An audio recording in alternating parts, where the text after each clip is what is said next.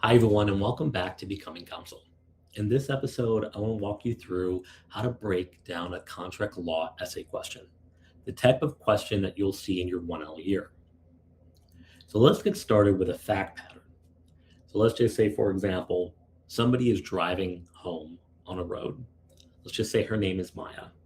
When she's driving, she sees the car in front of her slide into a ditch. And the engine starts smoking.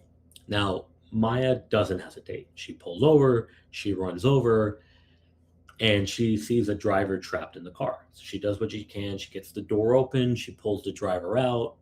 Let's just say his name is Owen. She pulls Owen out and she gets him to a safe distance right before the car catches on fire.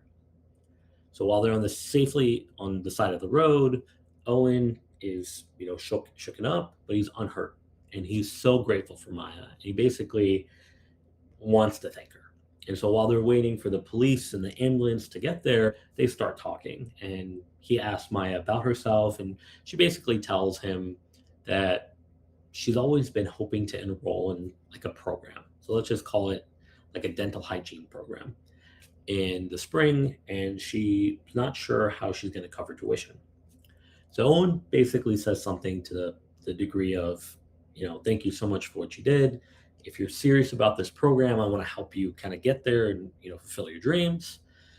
And you just saved my life, so I want to make that right. So give me your contact info. I'll pay for the program.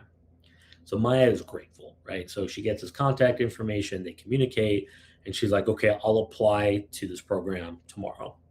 So the next day she applies. Unfortunately, she doesn't get in.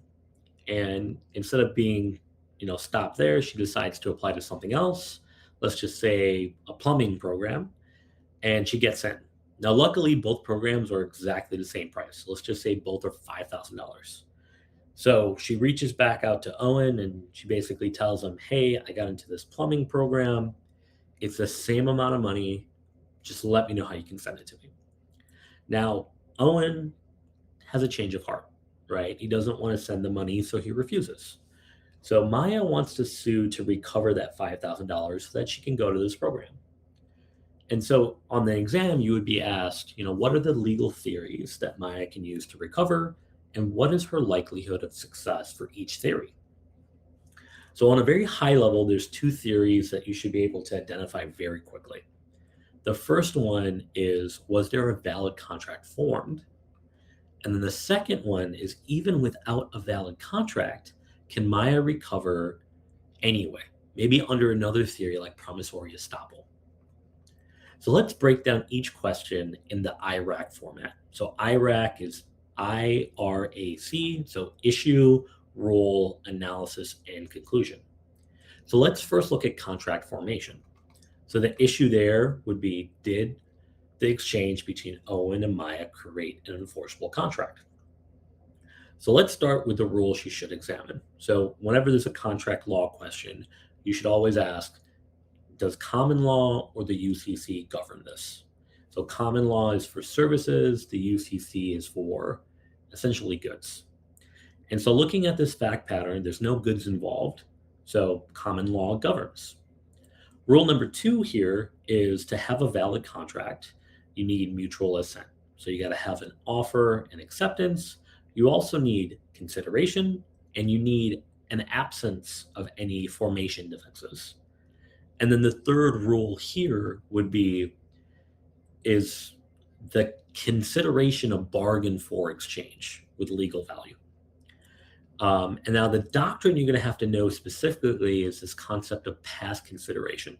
So by definition, past consideration is not considered valid consideration, because if the act already happened before the promise was made, the act cannot be bargained for. It was already done. And because nothing was exchanged for it in the moment, the promisor is just responding to something that's already been done. Now, your professor is going to specifically look for you to use the term past consideration. So make sure you remember that phrase. Now, here's a wrinkle that you should keep in mind, but the concept of like material benefit rule. This is sometimes called like the moral obligation doctrine. And in some minority jurisdictions, courts might enforce a promise like this, but that's the exception, not the rule. So now let's actually go ahead and apply it from an analysis perspective. So when you look at Owen's offer, the offer of, hey, I will pay you to do this program, it came after Maya already pulling him from the car and saving his life. So the consideration was in the past prior to the offer. So there really nothing essentially from a consideration perspective was there. So even though we have an offer and acceptance, that third prong of consideration fails. And so as such, there's no enforceable contract. So you could say that simply and say there's no enforceable contract. You can also take it one step further and talk about the material benefit jurisdictions, right? The minority opinion. And you can make the argument that Maya has an argument and a legitimate argument and claim under the material benefit jurisdictions. She conferred a real benefit to Owen. She saved his life and risked her life to do so. Could you argue if that was intended as a gift? Probably not. It was an emergency rescue, not a gesture of generosity. Though a court would probably want more facts to be sure, a couple $1,000s, $5,000 might seem proportional to the benefit of saving someone's life. So from a plausibility perspective, in a material benefit jurisdiction, Maya might have a counter argument to the lack of contract. But for the most part, in most jurisdictions, Maya would lose because she does not have valid consideration, and therefore there was no valid contract. Now, notice the structure I used, right? So I talked about the issue, then I listed out a couple of rules, and then I applied the rules to the fact pattern, and I also talked a little bit about an exception. And then with that, I kind of went with the conclusion at the end saying Maya would probably most likely not win because there was not a valid contract. So that was the first theory.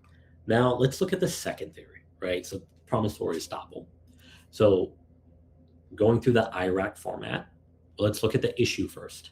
So will a court enforce a promise made without consideration because Maya relied to it to her detriment? Because think about it, she did go out, spend time to fill out her application first to the dental hygienist program, then to the plumbing program. It took time and effort. And she did all of that because Owen had promised to pay for it. So that's the issue. Let's talk about the rule. So when contract formation fails, promissory estoppel can step in as a substitute for consideration. And this is so we can avoid injustices. So courts will enforce a promise without consideration if three things are true. So number one, the promisor knew or should have known that the promise would induce the promisee to rely on it, either through some kind of action or forbearance. Number two, the promisee actually did rely on it or change their position based on that promise. And then number three, the reliance was to the promisee's detriment. So when you're looking at those, you want to make sure you call that out, right? That's exactly what your professor is looking for this part of the question. So now let's apply it here from an analysis perspective.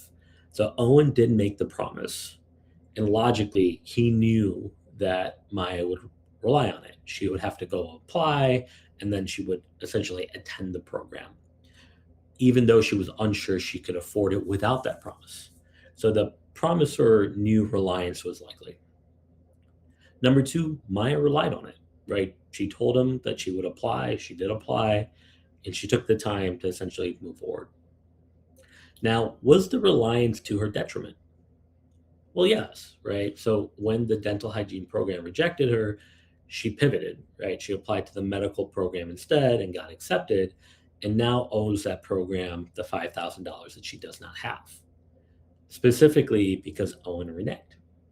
Now, Owen's best counter argument could be, I only wanted to help you become a dental hygienist because that was your dream, and you're not doing that, so I don't owe you anything. And now calling this out is where you show your professor that you can spot and reject the other side's argument. This is important. And that's what, kind of separates a passing score from a great one. And so make sure to mention that. And the answer to the counter argument is important. right? The $2,000 promise was not conditioned on my actually completing the dental hygiene program. If you look at the words that I used, he said two separate things. Number one, he said he wanted to help her with that program, and he also said that he wanted to compensate her for saving his life. And the compensation was for the rescue, not necessarily contingent on the specific career outcome. Now, you got to be careful, make sure you're following the language and the words of your question so that this subtlety might change.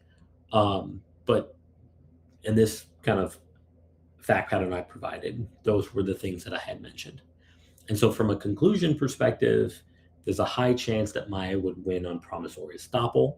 There was an offer, there was acceptance, and promissory estoppel can essentially provide the necessary consideration.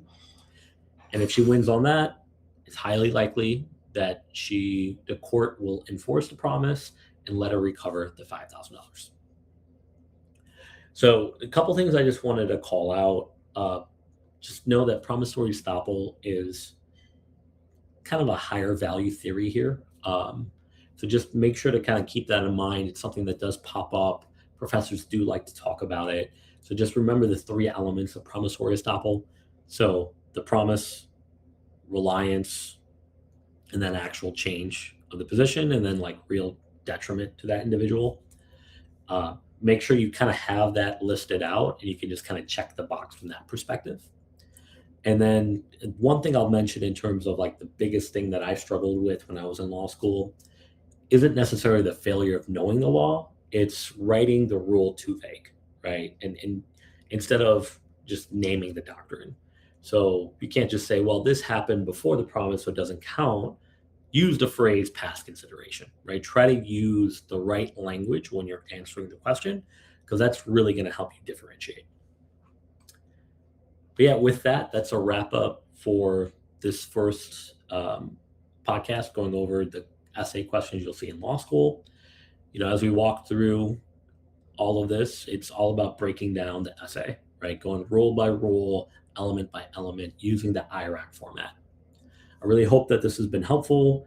I actually do have a couple books on Amazon. I'll drop the links in the show notes, not just how to navigate contract law, but also how to navigate essay questions that you'll see in your first 2 years of law school.